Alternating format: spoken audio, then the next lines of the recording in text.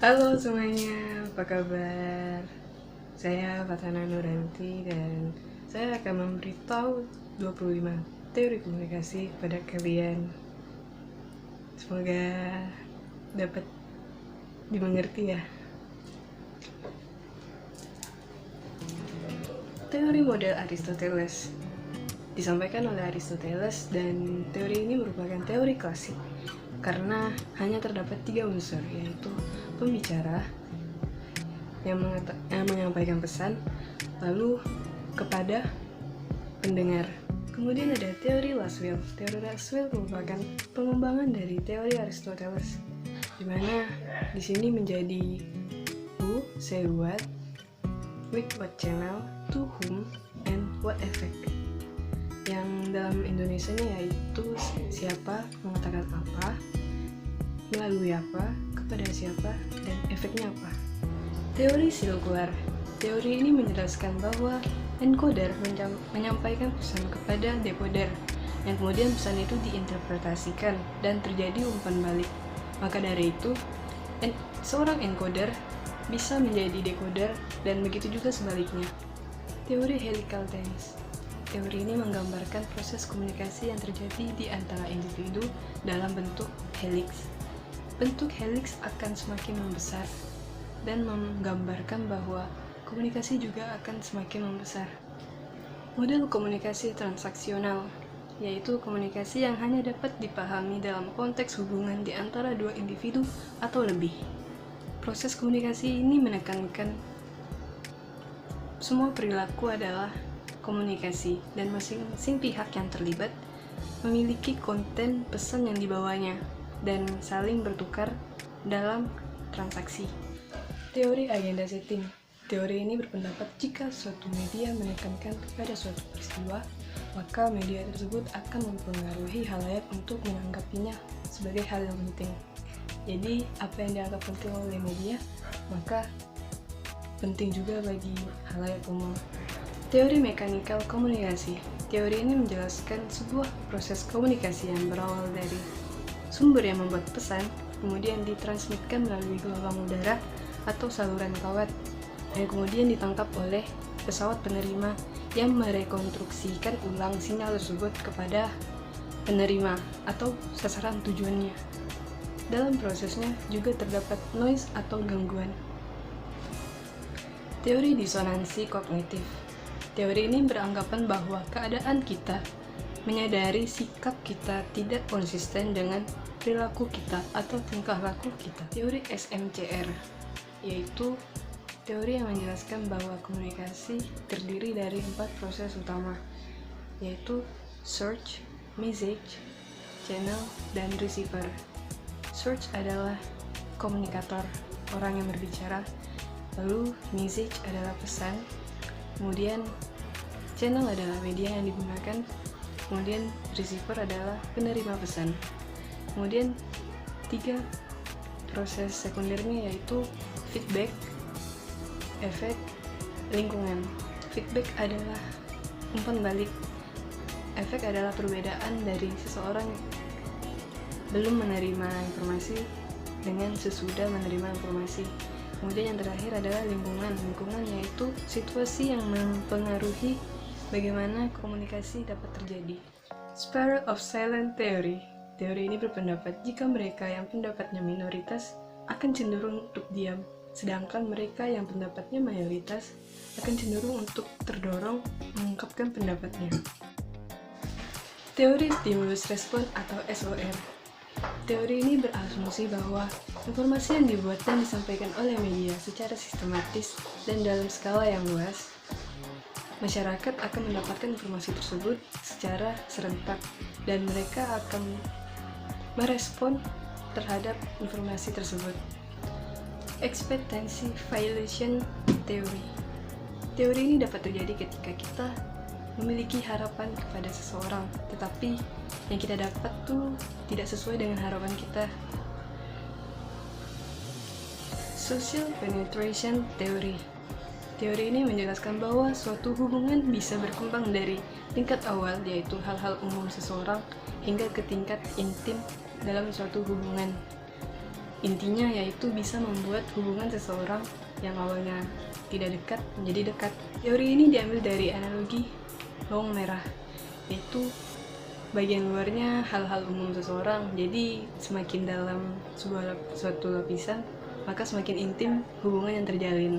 Teori jarum suntik atau teori inokulasi. Teori ini beranggapan bahwa komunikator atau media dianggap lebih pintar dari komunikan atau audiensnya. Oleh karena itu, audiens dapat terpengaruh oleh pesan yang disampaikan dari komunikator atau media tersebut. Agar kita tidak mudah terpengaruh, kita harus memiliki argumen balasan milik kita sendiri. Teori peluru. Teori ini mirip dengan teori inokulasi.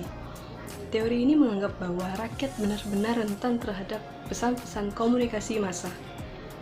Teori ini juga menganggap bahwa jika suatu pesan tepat sasaran, maka ia akan mendapatkan efek yang ia inginkan.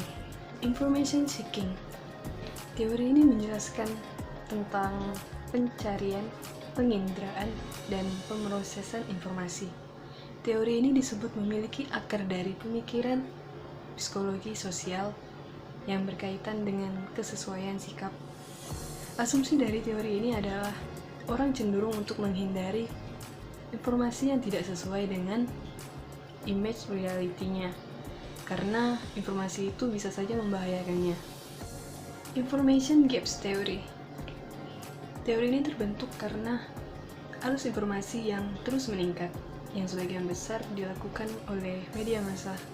Peningkatan tersebut dapat menguntungkan seseorang karena seseorang tersebut dapat mengetahui apa yang terjadi di dunia, sehingga ia bisa menambah pengetahuannya. Face negotiation theory. Teori ini merupakan bagian dari teori komunikasi antar budaya. Teori ini menjelaskan bagaimana seseorang yang berasal dari kebudayaan yang berbeda mengelola face atau wajahnya untuk mengatasi konflik. Face yang dimaksud adalah citra diri yang ingin ia tampilkan di hadapan orang lain. Group think theory. Group think merupakan sebuah cara diskusi oleh sebuah kelompok untuk mendapatkan sebuah keputusan, di mana biasanya beberapa anggota mengurungkan pendapatnya agar menghindari konflik, tetapi tetap menjaga keharmonisan kelompok tersebut. Teori strukturasi. Teori ini memperbolehkan orang-orang untuk mengerti pola-pola dari sifat mereka, serta struktur sistem sosial mereka. Teori ini merupakan proses dari sebuah sistem yang diproduksi dan direproduksi menggunakan rules and research. Teori model ABX Newcomb. Teori ini menjelaskan saat dua individu saling mengetahui tentang sesuatu, maka akan terjadi komunikasi.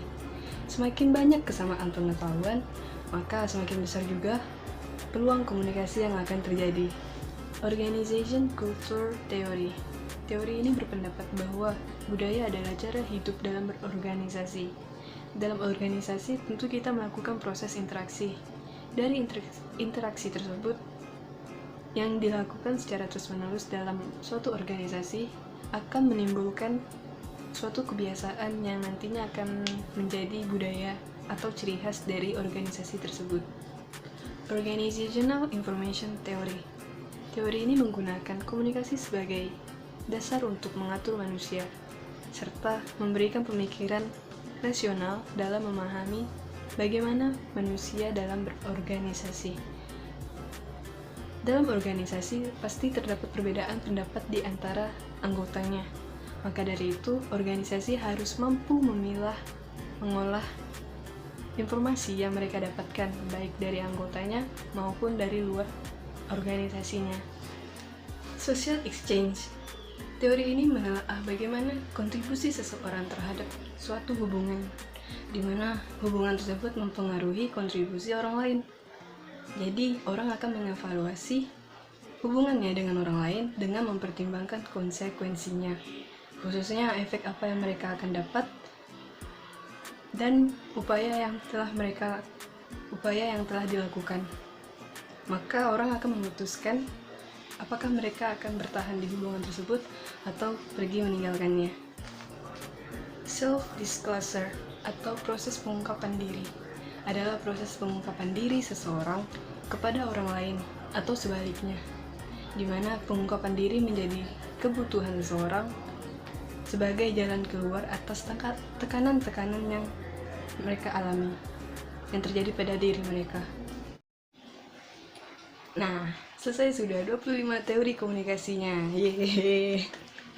Mungkin ini sampai di sini saja video kali ini, dan ini teddy bear dadah dulu. Dan selamat melanjutkan aktivitas kalian. Dadah.